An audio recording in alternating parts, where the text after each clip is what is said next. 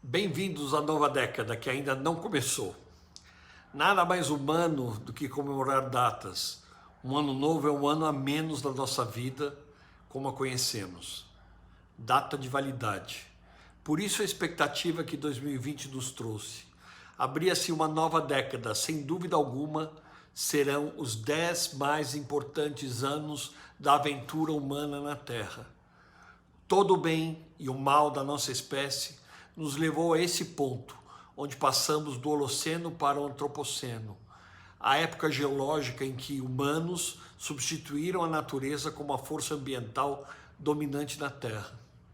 O Antropoceno é um conceito novo, proposto pela primeira vez pelo químico holandês Paul Crutzen, especialista em química atmosférica. Ele ganhou o Nobel em 1995 pelos seus estudos sobre a camada de ozônio. Crutzen estava familiarizado com a forma como a atividade humana estava mudando a composição da atmosfera.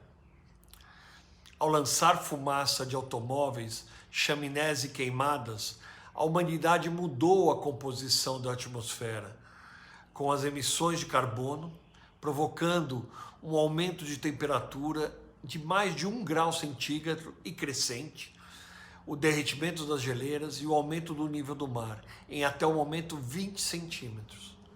Isso sem falar em como a humanidade alterou fisicamente o planeta, com concreto e aço. Um exemplo claro são os rios. Nas últimas décadas, transformamos os cursos dos rios de todas as bacias hidrográficas do mundo, construindo 40 mil barragens. Se os reservatórios de todas essas barragens fossem colocados lado a lado, teríamos uma área alagada equivalente ao estado da Bahia. Enfim, essa é a época em que vivemos. Há 30 anos atrás, nascia o movimento internacional Slow Food, que hoje mostra sua força e relevância em mais de 160 países do planeta Terra, atuando localmente em cada rincão de terra com a força comunitária de seus ativistas, lutando pelo acesso a um alimento bom, limpo e justo para todos. Essa é a luta mais importante que a humanidade tem que travar para sua existência. A cadeia de produção e de consumo de alimentos é a atividade humana que mais impacta o meio ambiente e gera desperdícios e gastos insustentáveis de logística e energia. Ao mesmo tempo, é a atividade que gera mais lixo por habitante em todo o planeta.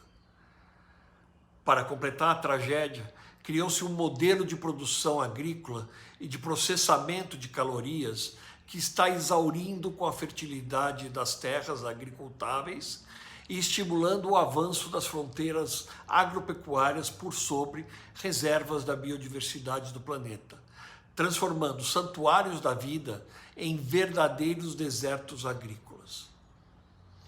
Acabando com abelhas, insetos e polinizadores e extinguindo milhares de espécies de fauna e flora todos os anos.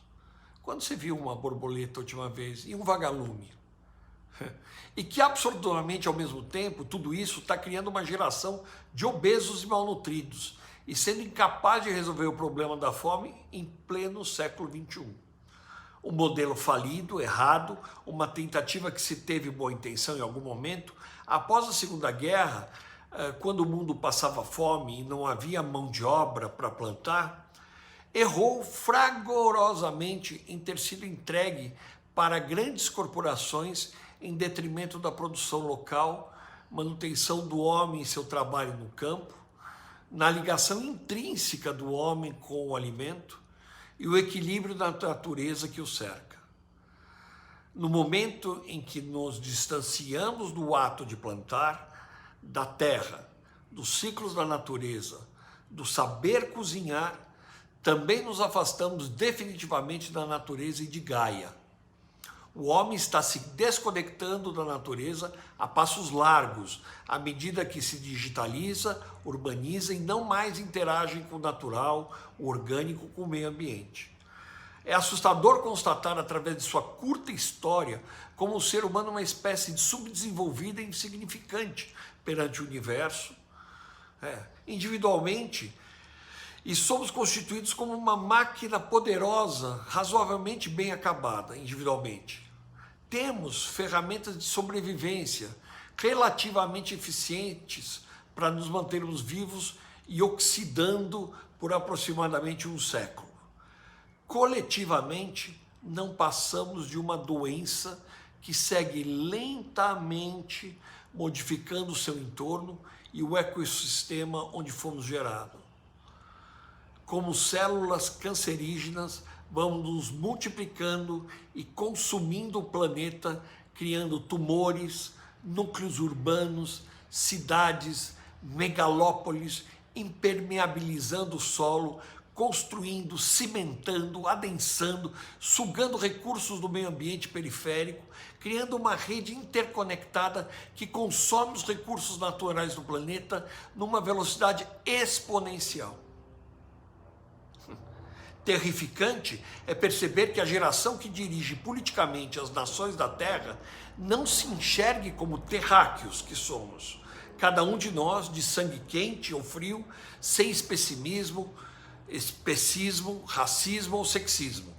Mamíferos, vertebrados ou invertebrados, anfíbios, peixes, répteis, pássaros e humanos, mas sim como homo sapiens carregados de preconceitos e diferenças sociais, de cor, de gênero ou religiosas, que mal coabitam entre si e enxergam as outras espécies terráqueas como recursos à sua disposição. Erramos fragorosamente, e reconhecer imediatamente nosso erro e juntos, como espécie, redirecionar os nossos recursos financeiros e intelectuais e de energia para o mesmo caminho é o único caminho que nos resta como seres humanos. Reconhecer o grande erro requer enormes doses de humildade, de empatia, de compreensão e perdão. Temos que encontrar uma união quase nunca alcançada na história da humanidade. Talvez durante a Segunda Grande Guerra, em determinado momento, de 60% a 80% dos cidadãos do mundo tiveram a certeza que o nazismo era o mal que precisava ser combatido até o final. É disso que precisamos. Essa certeza comandada por Churchills, por Roosevelts, líderes comprometidos com seus patriotas e com as gerações futuras. Precisamos de líderes que gostem de crianças, que acreditem no futuro sustentável, que não consumam o planeta, que se reconectem com a natureza e o entorno, que lutem com equilíbrio em prol do equilíbrio dos recursos naturais. Precisamos de defensores e guardiões da sociobiodiversidade. E quem são e onde estão esses líderes? Estão se formando agora, na geração Z.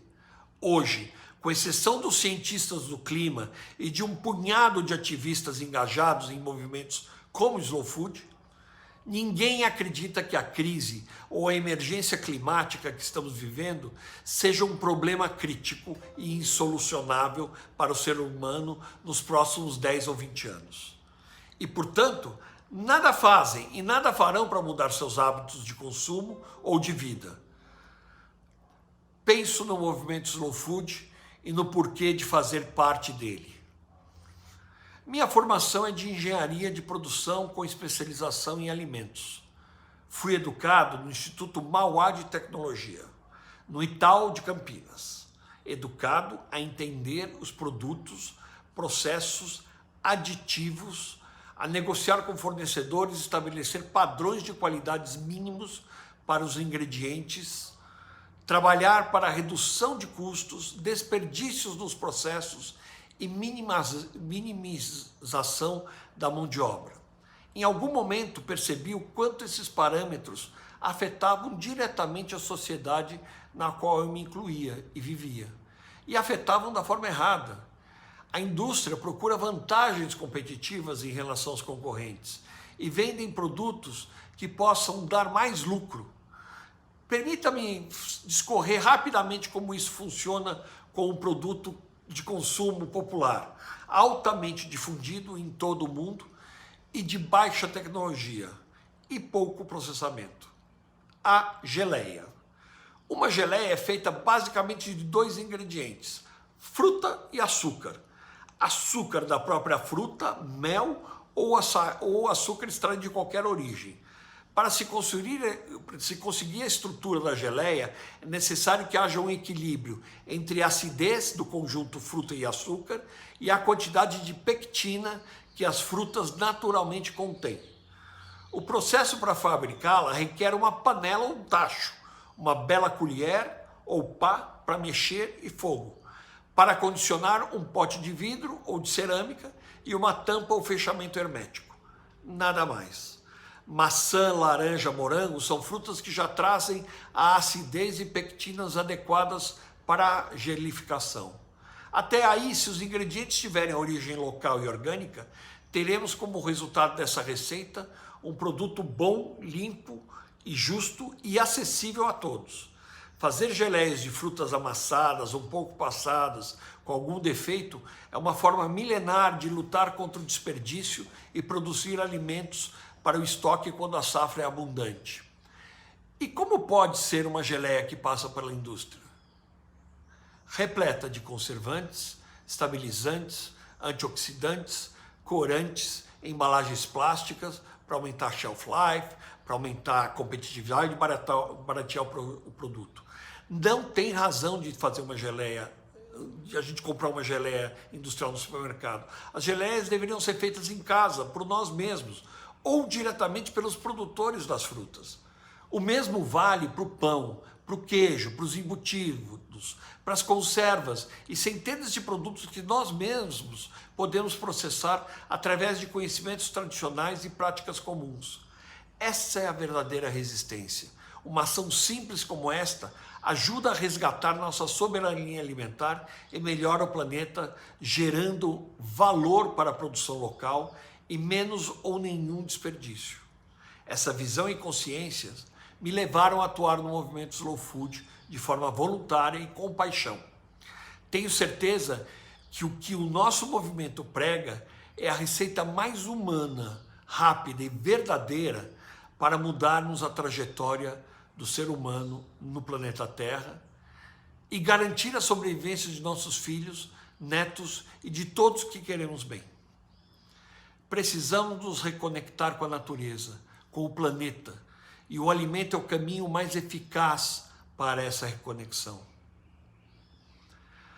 O ano da década definitivamente já se passou. 2020 correu à frente de nós, mostrando toda a nossa fragilidade e nossa insignificância enquanto indivíduos.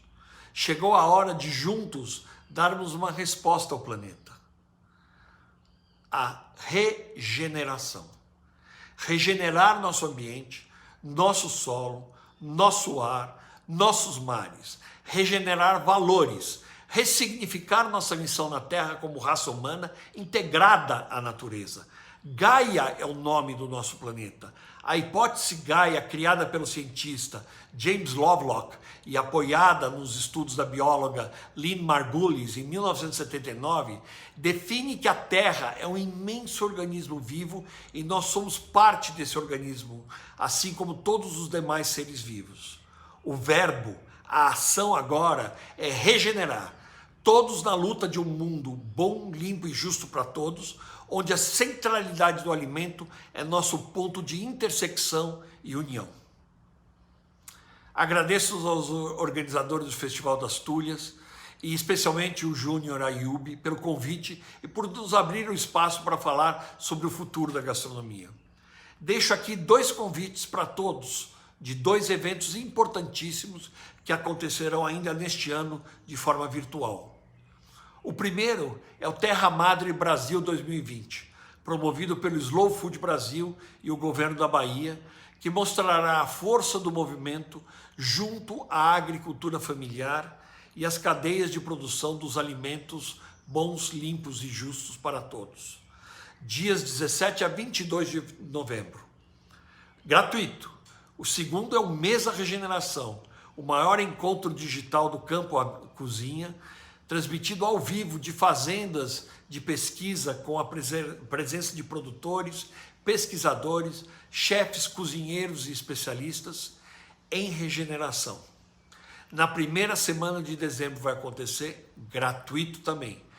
Fiquem sintonizados nas redes sociais do Mundo Mesa e da Prazeres da Mesa, que você não perderá nadinha desses grandes momentos. Muito obrigado, pessoal. E vamos em frente. Salve o Festival das Tulhas.